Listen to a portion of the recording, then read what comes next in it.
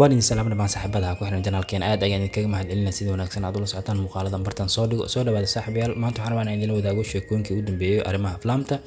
muuqaalkeen warbixinta ugu horeysan kusoo qaadan doono waxa weeyaan filimka Sky Force kaas oo agshay kumar hogaamiyaha ka yahay maalintiisii lixaad ayuu tiyaatarada Hindiya saaran yahay markaan eegna shantiis maalin lacag soo xareeyay labadii maalin ugu dambeeyay lacag aad u hooseysa ayuu keenay ama hoos u dhac weyn ayuu sameeyay filimkan maalintii shalay oo talaada ay ku bagneed maalintii shanaad ayuu ahayd waxa uu keenay 5.75 karoor shantii maalin oo tiyaatarada Hindiya saaran yahay lacag uu soo xareeyay waxa lagu sheegay 75.59 karoor saaxiib baan arki doonaa si kumar filimkiisa meeshuu gaaro laakiin indho uu ku guuleysan karo malaha filimkan Sky Force saaxiibayaal sheekooyin kale markaan eegnana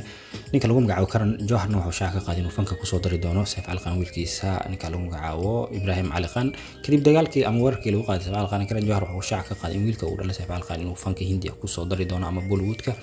Karan Johar waa mid kamid ah directorada soo saara aktarada ugu yani da'da yar kuwooda ugu caansan waliba ninkan sidoo kale wuxuu soo saaray director badan marka la eegana aktarada uu soo saaran waxa laga xusi karaa ninka lagu magacaabo Karan Malhotra aktar lagu magacaabo filimkiisa Agnivad uu kusoo daray sanadii 2012 Alia Bhatt Varun Dhawan iyo Siddharth Malhotra hal mar ayuu soo saaray filimkooda Student of the Year ayuu kusoo saaray 2015 soo baxay Janvi Kapoor gabadhii Sardeefi iyo sidoo kale Ishaan Khatar oo ah Shahid Kapoor walaalkiis ka yarna wuxuu kusoo saaray filimkiisa Zadak ama Dhattag aan saaxiibayaal sidoo kale diiw kale uu soo saaray waxa kamid ah gabadha uu dhalay JK Banda iyo Ananya Banda taas oo kusoo daray filimkii Student of the Year qaybtiisa labaad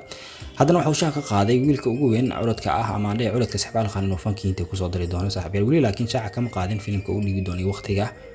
يعني فيلم كاس ودي بدونه لكن كارن جوهر وميد كميده دايركتورada soo saara aktarada ugu daadayar saaxiibayaal sheekooyinka waxa qayb ka ah filimka Java in international noqon doono filimkan waxa hogaamiyalka wada Afrika Social Rashmi Kamandana waxaana shaac laga qaaday in la saari doono tiyaatarada dalka Ruushka filimkan hal mar ayaa la wada saari doona tiyaatarada Ruushka iyo tiyaatarada dalka Hindiya filimkan waxa uu soo bixi doona